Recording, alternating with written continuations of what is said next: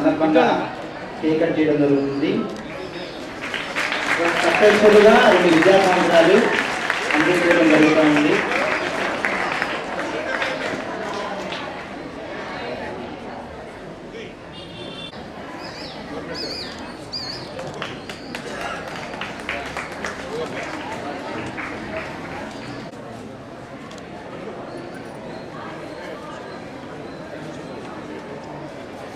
Tenth B నుంచి Durgasri, Amar, Akhil. 10th C నుంచి Ramakrishna, Srikanth. 14 notebooks అందించడం జరుగుతుంది సార్. 10th క్లాస్ విద్యార్థులకి టెక్స్ట్ బుక్స్ కూడా సార్ 2 కలిపి ఒక సెట్ సార్. అవి టెక్స్ట్ బుక్స్, నోట్బుక్.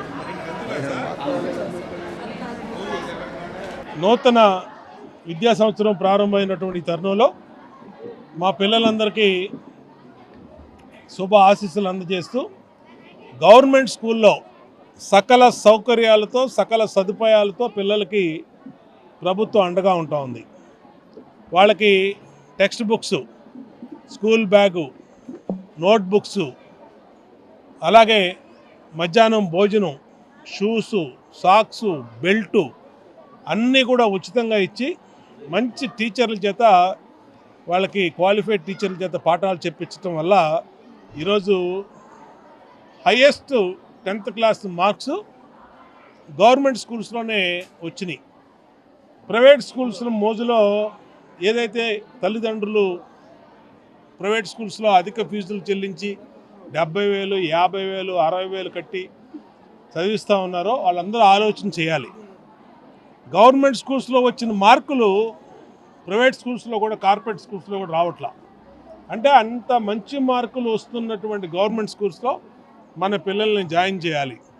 ఇక్కడ మధ్యాహ్నం భోజనం పెడుతున్నాం, పౌష్టికాహారం రోజు వారానికి 2 సార్లు గుడ్లు ఇస్తున్నాం, ప్రోటీన్కి పప్పులు కానీ ఆకుకూరలు కానీ ఇన్ని పెట్టి సన్న బియ్యంతో అన్నం పెట్టి ఈ ప్రభుత్వం 100 కోట్లు మన రాష్ట్రంలో పిల్లల భవిష్యత్తు కోసం, వాళ్ళ చదువుల కోసం ఖర్చు పెడుతున్నప్పుడు దీన్ని ప్రజలందరూ సద్వినియోగం చేసుకోవాలి, ప్రజలందరూ ఉపయోగించుకోవాలి.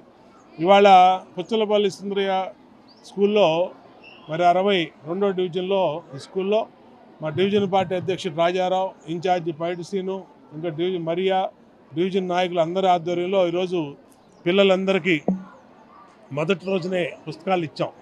చాలా పార్టీలు ప్రచారం చేసినాయి, పుస్తకాలు రాలేదు, లేదంటే ఆలస్యం అయింది, అది ఇది అని చెప్పి. ఇవాళ అడుగుతూ ఉన్నాం దీనికి సమాధానం చెప్పమని చెప్పి.